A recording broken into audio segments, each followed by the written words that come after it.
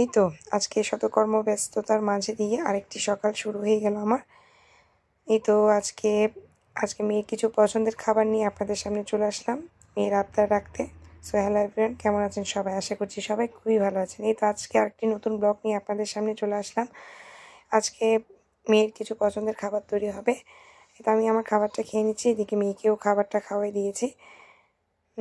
আজকে শরীরটা তেমনটা ভালো নেই, তার জন্য গতকাল আপনাদের সামনে ভিডিও দিতে পারিনি, কারণ অনেক অসুস্থ। শরীরের মধ্যে যেমন সর্দি কাশি, তেমন হচ্ছে আপনার কোমরের অনেক ব্যথা, তার জন্য দেয়া হয়ে ওঠেনি। এটা আমি এখন চিংড়ি মাছ ভুনা করে নিচ্ছি, তার জন্য চিংড়ি মাছ জাস্ট ভাজা করে নিচ্ছি, রসা তো সে খাবে না, তার জন্য পেঁয়াজ দিয়ে চিংড়ি মাছটা জাস্ট ভাজা করে নিচ্ছি। তার আবদার রাখতে আজকে তার অনেক দিন ধরে বলছে সে পোলাও খাবে, মাংস খাবে। আমিও আর নানাভাবে করতে পারছি না, তার জন্য আজকে ভাবলাম করে নিই তার জন্য। এই তো চিংড়ি মাছটা ভাজা হয়ে গেল পেঁয়াজ দিয়ে। এখন আমি বসিয়ে দিচ্ছি আপনার ডিম ভুনা। ডিমটাও জাস্ট লাগানো করে তার জন্য করে নিচ্ছি। মরিচ মশলা, পেঁয়াজ, লবণ সব কিছু দিয়ে, আদা পেস্ট আর রসুন দিয়ে, তারপর গরম মশলা দিয়ে সব কিছু দিয়ে তো আমি এখন বসিয়ে দিচ্ছি।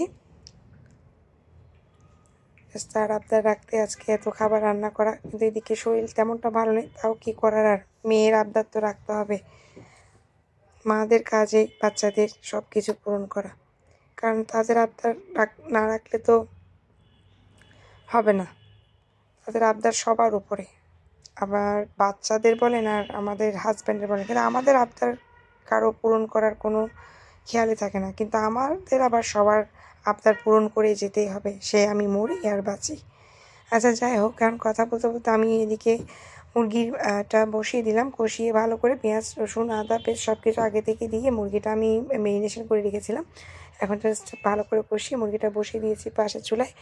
এখন আপনার পোলাওটা রান্না করে নিচ্ছি ভালো করে, পেঁয়াজ ভেজে এখন চালটা বসিয়ে দিলাম। সব কিছু দিয়ে আমার আন্দাজ মতো করে আমি পানিটা দিয়ে দিয়েছি। তার জন্য ফুলকপির বড়াটা করছি। ফুলকপির বড়া তার খুব প্রিয়।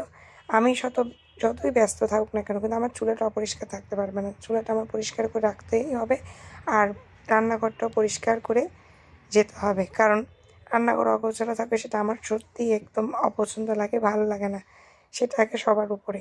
তার জন্য সব কিছু সেট করে তারপর আমি শাওয়ারটা নিয়ে এই তো দুপুরের খাবারটা খেতে বসে গেলাম। মেয়েকে ওইদিকে খাওয়াই দিয়েছি, এখন আমি আমার খাবারটা খেয়ে নিব। ভালোই হয়েছে, আজকের খাবারটা অনেক মজাদার হয়েছে, খেতে ভালোই লাগলো। মেয়ের আবদার রাখতে গিয়ে আমাদেরও ভালো করে আবদার মিটে গেল। এখন আমি খাবারটা খেয়ে নিচ্ছি। এখন খাবারটা খেয়ে আজকে ভাবলাম কিছু পিঠা বানিয়ে নিব, কারণ অনেক দিন হলো পিঠার কোনো কিছু করা হয়নি। এদিক তো শীতকালের উপর শীতকাল চলে আসতেছে, কিন্তু পিঠা খাচ্ছি না, তার জন্য ভাবলাম পাটিসাপটা পিঠা বানিয়ে নিই আর আপনার পাটালি গুড়ের পায়েস করে নিই। তো কেমন লাগলো আজকের ব্লগটি? লাইক, ফলো, কমেন্ট, শেয়ার করে দিবেন। Good bye.